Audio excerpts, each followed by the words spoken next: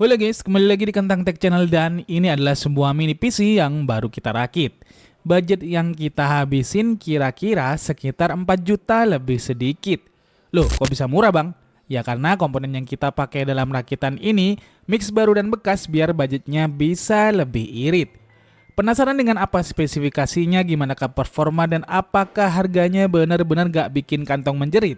Untuk tahu jawabannya, tontonin videonya sambil makan biskuit dan seperti biasa buat yang belum subscribe, subscribe dulu ya, kita doain semoga kalian semua sehat dan gak gampang sakit. Oke, sebenarnya mini PC yang saya rakit kali ini benar-benar memanfaatkan komponen-komponen bekas yang ada di studio Kentang Tech. Jadi hampir sebagian besar itu saya nggak beli baru. Tapi nanti dalam rekomendasi serta link harga per komponen yang saya cantumin di deskripsi akan tetap mengacu pada harga rata-rata yang ada di marketplace. Baiklah, kembali ke konsep mini PC-nya. Kalau pada beberapa rakitan lalu saya sempat merakit beberapa mini PC tapi dengan casing yang support dengan Mobo M-ATX, kali ini saya benar-benar menggunakan komponen PC ITX, baik itu Mobonya dan juga casingnya. Karena mini PC ini nanti akan sering saya bawa kemana-mana. Jadi biasanya kalau malam minggu itu di sini kita ada kumpulan teman-teman teknisi komputer yang mana biasanya saya kebagian bawa PC untuk dipakai main game bola sama teman-teman yang ada. Jadi untuk rakitan kali ini motherboard yang saya pakai adalah Mobo bekas mini PC Dell Alienware X51. Mobo ini tuh dijual bebas di marketplace. Kalian bisa beli Mobo mini ITX ini di kisaran harga cuma 450 ribuan aja. Kalau biasanya Mobo mini ITX itu harganya mahal-mahal, kita bisa beli Mobo bekas PC Alienware R51 ini di harga seginian aja. Dia ada yang soket 1155 seperti yang kita punya ini, dan ada pula yang soket 1150 untuk Intel Gen 4 atau Haswell. Cuma untuk yang Intel Gen 4 itu harganya lebih mahal di kisaran 650 ribuan. Mobo ini soketnya soket lama ya, Intel 1155, jadi supportnya prosesor Intel Gen 2 dan Gen 3 aja. Walau begitu, Mobo OEM kayak Dell Alienware ini terkenal durability-nya. Itu sebab Mobo begini dalam kondisi bekas itu awet banget dan masih banyak dijual di pasaran. Padahal Alienware X51R1 itu dirilis pertama kali di tahun 2012. Jadi ke sekarang itu usia Mobo seperti ini kurang lebih sekitar 12 tahunan. Terus selain itu Mobo ini tuh dia udah ada WiFi card bawaannya. Ditambah lagi slot USB-nya melimpah dan udah ada USB 3 serta SATA 3-nya juga. Untuk prosesor, karena Mobonya cuma soket 1155, jadi pilihannya cuma pakai Intel Gen 2 atau Gen 3. Kebetulan di studio kita ada ready Intel Core i5 3470 dan i7 2600K. Akhirnya pilihan kita untuk konten kali ini jatuh sama prosesor Intel Core i7 2600K-nya. Prosesor Intel seri gaming di zamannya ini punya 4 core dan 8 thread. Jadi udah lumayan pastinya untuk dipakai main game-game emulator juga. Terus speednya dia maksimum di 3,8 GHz. Tapi TDP-nya sedikit lebih boros daripada prosesor kekinian, yaitu di 95 watt. Harganya sendiri udah cukup murah. Di marketplace kita bisa temukan prosesor ini dijual dengan harga 460 ribuan. Bahkan kalau hoki kalian bisa cari di seller-seller offline itu ada yang jual di kisaran 350 hingga 400 ribuan. Terus untuk RAM jujur di sini agak kocak sih, karena kita pakai RAM 8GB 2 keping yang beda merek, bahkan beda heatsink seperti ini.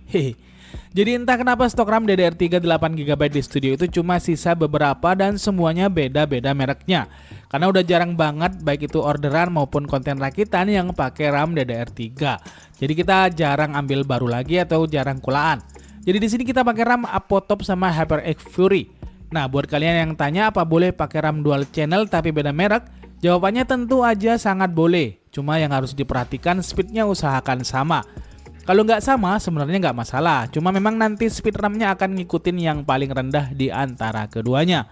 Bahkan di beberapa Mobo itu masang RAM dengan PC atau speed yang beda kadang bisa bikin PC nggak bisa booting.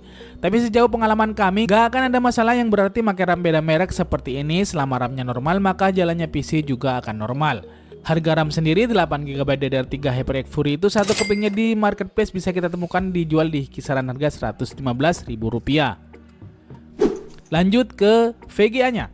Untuk VGA-nya kita juga pakai VGA bekas yang kapan hari baru kita beli dan udah kita kontenin pas beli bekasnya. Videonya kalian bisa cek di atas sini. Dan ini adalah MSI GTX 1650 DDR6. VGA dengan spek 4GB GDDR6 128-bit ini kita pakai supaya ngimbangin konsumsi daya dari prosesornya. TDP VGA ini kan termasuk irit, cuma di 75 watt aja. Jadi karena mini PC ini suhunya kudu adem, kita pakai VGA ini aja biar nggak kepanasan saat dipakai ngegame. Apalagi game-game yang nanti mau dimainin juga bukan yang cek beratnya banget, jadi pakai VGA ini udah pas menurut saya. Harganya sendiri ada di kisaran 1,4 hingga 1,6 jutaan.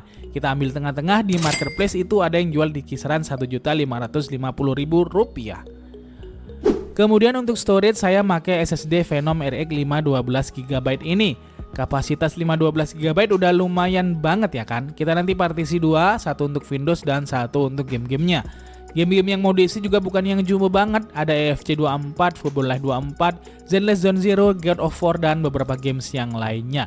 Harga SSD 512GB sendiri di marketplace itu ada di kisaran Rp525.000.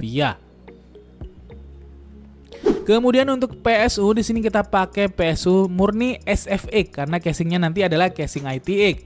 PSU yang kita pakai adalah GameMax 450W GS450. PSU 450W ini udah cukup banget untuk mengcover kebutuhan komponen mini PC kita kali ini. Selain itu dia juga udah bersertifikasi 80 plus bronze. PSU ini sendiri memang adalah salah satu PSU SFX termurah di kelasnya. Kalau kalian cari merek-merek lain itu PSU SFX 450W harganya masih ada di kisaran 1 jutaan ke atas. Sedangkan GS450 ini harganya bisa kalian temukan di marketplace dijual di kisaran harga 650 ribuan aja. Saya sendiri beli PSU ini bekas di marketplace juga. Waktu itu saya dapat harga 550 ribuan kalau nggak salah. Dan alhamdulillah PSU-nya oke dan normal sampai sekarang. Terakhir adalah casingnya. Ini adalah casing PC Cooler i100. Casing ini udah pernah kita review dan pakai pada rakitan mini PC sekitar 1 tahunan yang lalu. Akhirnya kita modif dikit, kita repaint yang aslinya warna putih jadi merah hitam seperti ini. Terus logo PC Cooler di bagian depan, saya tempelin stiker 3 dimensi seperti ini. Jadilah casing PC Cooler i100 yang punya warna hitam serta tampilan lebih dark daripada sebelumnya. Hehe. Harga casing ini kita bisa beli di marketplace itu di kisaran harga 580 ribuan tapi belum sama risernya. Kalau lengkap sama riser Gen 3 itu harganya 870 ribu. Kalau pakai riser Gen 4 harganya di kisaran 1 jutaan. Linknya kalian bisa cek di deskripsi video ini. Terus kita juga pakai cooler low profile karena kalau pakai cooler bawaan OEM yang tinggi itu nanti casingnya nggak bisa nutup sempurna. Sedangkan kalau pakai stock cooler ya agak beresiko karena prosesor i7 2600K-nya TDP-nya cukup lumayan, takutnya kepanasan. Di sini kita tambah cooler dari ID Cooling yaitu ID Cooling IS 40X yang harganya itu di kisaran 280 ribuan aja. So beginilah tampilan mini PC kita setelah dirakit. Ini adalah tampilan pas di sisi sampingnya. Jadi VGA-nya posisinya ada di sebelah atau belakang motherboardnya. Itulah sebabnya saya pakai VGA yang punya TDP rendah biar nggak kepanasan. Terus yang ini adalah tampilan dari sisi bagian mobo, prosesor, serta PSU-nya. Jadi karena dia pakai PSU SFX bentuknya benar-benar kecil dan compact banget. Dengan kondisi begini mini PC ini adalah the real mini PC karena bisa masuk ke dalam tas dan gampang dibawa ke mana-mananya. Terus sekarang kita akan spill budget dari rakitan mini PC kita kali ini. Inilah dia total budgetnya. Harga ini tentunya semua merujuk pada harga rata-rata di marketplace. Kalian bisa cari secara manual atau kalian bisa cek link harga yang kita jadikan acuan di deskripsi video ini. Atau kalau kalian mau rakit mini PC seperti ini, kalian bisa hubungi admin kita yang nomor WA-nya ada di deskripsi video ini. Sekarang kita langsung ke pengetesannya. Kita mulai dari konsumsi dayanya dulu. Kita langsung spill konsumsi daya mini PC ini saat main game berat. Di sini kita tes main game God of War. Dan konsumsi daya mini PC ini adalah cuma di kisaran 140 watt aja. Ini sungguh-sungguh iri daya untuk sebuah mini PC gaming. Coba kita simulasikan dan di sini kita hitung berapa rupiah yang harus dikeluarkan untuk biaya listrik khusus penggunaan mini PC ini. Hasilnya, biaya listrik yang dikeluarkan selama sebulan dengan estimasi penggunaan gaming full 5 jam dalam sehari adalah sebesar Rp28.392 aja. Lanjut ke benchmark sintetisnya. Dengan Cinebench R15, skor untuk multi-core testnya adalah sebesar 584 CB. Sedangkan skor untuk single core testnya adalah 125 CB. Kemudian tes dengan Cinebench R20, hasilnya untuk multicore tesnya itu mendapatkan skor 1256 PTS dan untuk single core-nya mendapatkan skor 267 PTS. Lanjut ke yang paling ditunggu yaitu tes gamingnya. Di sini kita tes dengan 8 games, ada game berat Cyberpunk 2077, terus EFC 24, ZLast Zone Zero dan beberapa games yang lainnya. Semua game kita tes dengan resolusi Full HD.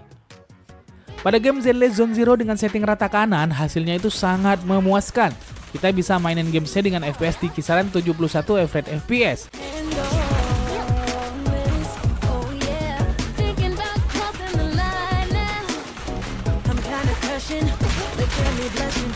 Kemudian pada game Cyberpunk 2077, kita setting low dengan FSR balance dan RTX off tentu aja. Hehe, hasilnya ternyata cukup mantap ya. Di sini kita bisa dapat FPS hingga di kisaran 60-an FPS. Jos banget.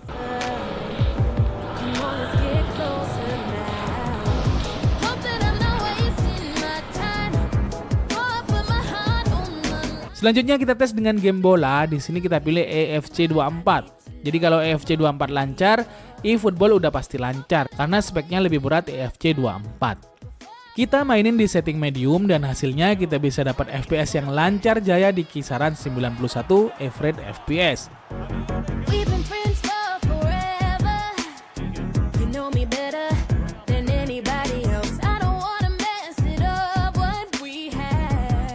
Kemudian inilah dia pengujian games yang lainnya. Ada Minecraft, Resident Evil 4, God of War, Valorant, serta Wuthering Waves.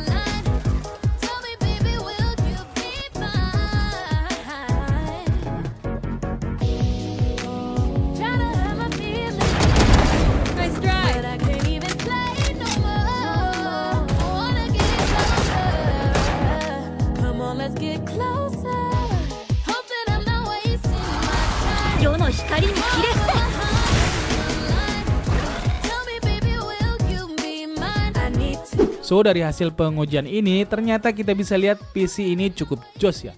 Dipakai main game-game berat pun masih oke dan lancar. Walaupun kita harus setting gamesnya di low.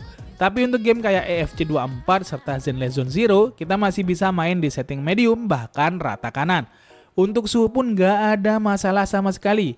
Suhu VGA saat main game Cyberpunk 2077 sekalipun bisa ketahan maksimal di 66 derajat Celcius. Suhu prosesor pun juga masih aman banget. Core i7 2600K-nya yang TDP-nya 95 watt, suhu maksimalnya bisa ketahan di 68 derajat Celcius aja. Dan ini termasuk adem untuk ukuran i7 2600K yang dijejelin di dalam casing yang kecil seperti ini. Walau begitu, mini PC ini udah pasti punya banyak kekurangan juga. Pertama, speknya termasuk masih lama, masih pakai Intel Gen 2. Kemudian hampir semua komponen utama yang kita pakai adalah bekas. Jadi milih komponennya harus benar-benar hati-hati dan seksama. Memang beli part bekas itu selain hoki-hokian, kita juga butuh pengalaman. Kalau udah pengalaman pasti tahu ciri-ciri mana barang yang bagus dan mana barang yang kurang oke. Overall, gimana nih pendapat kalian tentang rakitan mini PC kita kali ini? Tulis semuanya di kolom komentar. Terima kasih udah nontonin video ini sampai habis. See you in the next video.